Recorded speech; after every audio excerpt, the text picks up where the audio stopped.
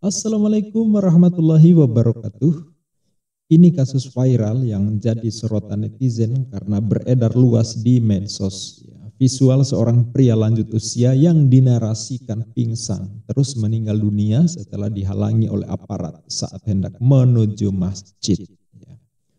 Mungkin ini kalah viral dengan gegap gempita persoalan kecurangan pemilu. Tapi ini soal nyawa anak bangsa, tentu jangan diabaikan begitu saja ya.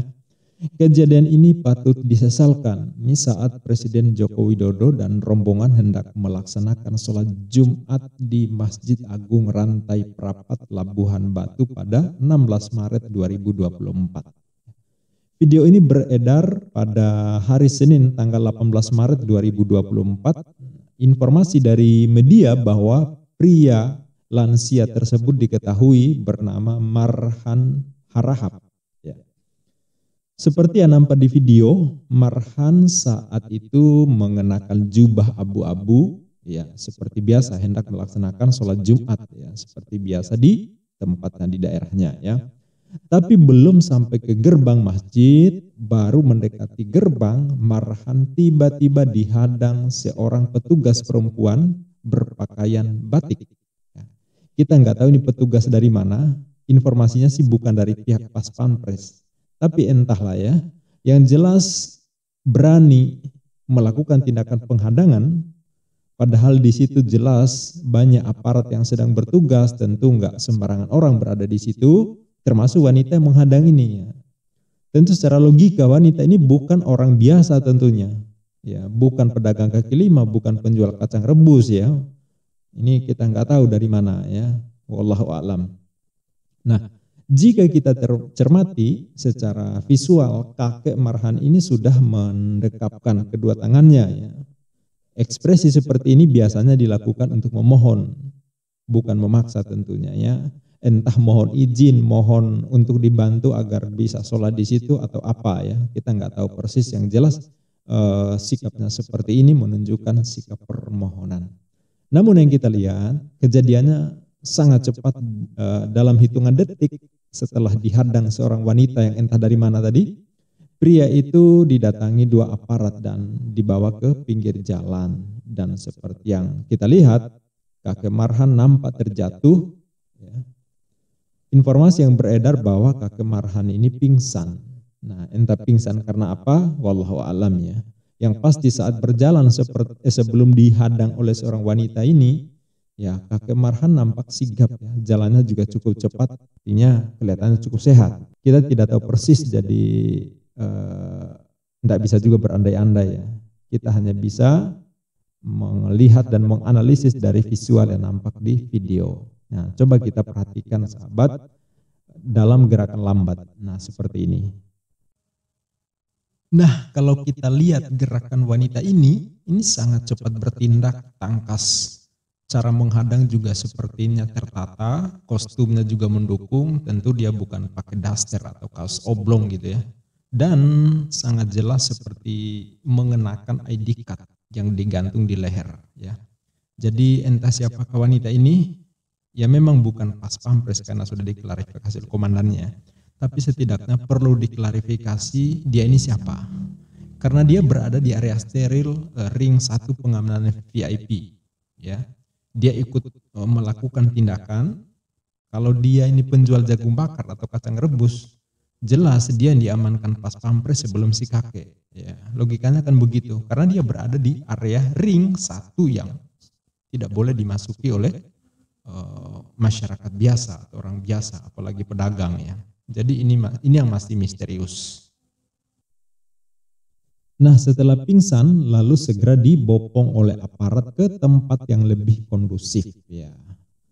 Nah, ada informasi yang disiarkan oleh media dari pihak Asisten Bidang Intelijen Pasukan Pengamanan Presiden Asintel Pas Pampres, Kolonel Kaf Herman Tariyaman ya, selaku Asintel Pas Pampres membantah bahwa yang melakukan penghadangan tersebut adalah anggota Pas Pampres ya, dimaksud wanita itu ya. Herman mengatakan bahwa tidak ada Pas Pampres perempuan yang bertugas saat itu, ya semuanya prajurit laki-laki. Nah, menurutnya anggota Pas Pampres dalam tugasnya melekat dengan objek VVIP dalam hal ini Presiden Joko Widodo. Ya. Ia lantas mengucapkan belasungkawa atas meninggalnya almarhum Marhan Harahap. Mewakili Pas Pampres, Herman mengucapkan turut prihatin dan berduka atas kejadian tersebut. Ya. Kolonel Herman menambahkan insiden itu agar bisa dijadikan pelajaran dan tak terulang kembali di masa mendatang. Ya, memang saya yakin siapapun yang menyimak kejadian ini pasti merasakan miris ya, prihatin. Di tengah semangat warga untuk sholat Jumat di masjid yang biasa mereka ada di situ, beribadah di situ, ya, dalam suasana bulan suci Ramadan pula ya. Kemudian kegembiraan bisa bertemu presidennya ternyata berakhir seperti ini ya, qadarullah. Semoga husnul khotimah ya. Kita nggak bisa menyalahkan siapa-siapa, tentu aparat yang melakukan ini juga sesuai dengan SOP. Ya. Bagaimana pengamanan di ring 1 jika ada presiden? Ya. Menjaga keselamatan kepala negara itu memang tentu di atas segalanya ya, dibanding dengan rakyat biasa ya. Dan dalam hal ini rakyat bisa apa? Ia hanya bisa mendoakan semoga amal ibadahnya mendapat ridha Allah, menempati jannah yang disiapkan untuk muttaqin, yang soleh akan mendapatkan balasan nikmat atas amal solehnya. Sedangkan yang zolim pada rakyat, yang menindas, yang curang, yang menghalalkan segala cara demi syahwatnya tercapai, yang membela dan berada di barisan yang menikmati kezolimannya, itu juga udah jelas balasannya ya, jahanam menantinya. Nah, memang di dunia ini sulit rasanya ya menikmati keadilan, tapi di akhirat kelak tentu tak ada yang lepas dari pengadilan Allah Qaddi Rabbul Jalil. Ya. Semoga kita bisa mengambil hikmah dari peristiwa ini, ya seperti yang disampaikan oleh dari pihak Pas Pampres. Semoga jadi pelajaran, diambil hikmahnya dan tidak terjadi lagi di masa yang akan datang. Itu sahabat.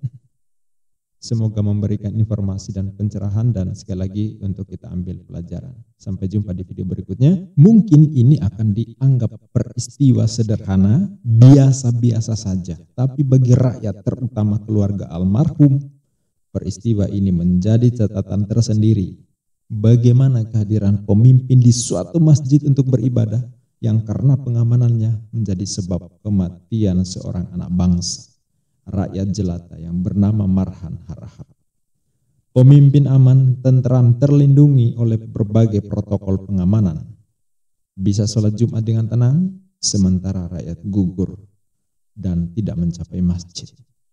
Dan ketika kita hanya bisa mengucapkan belasungkawa dan menerima ini sebagai qadarullah, selesai.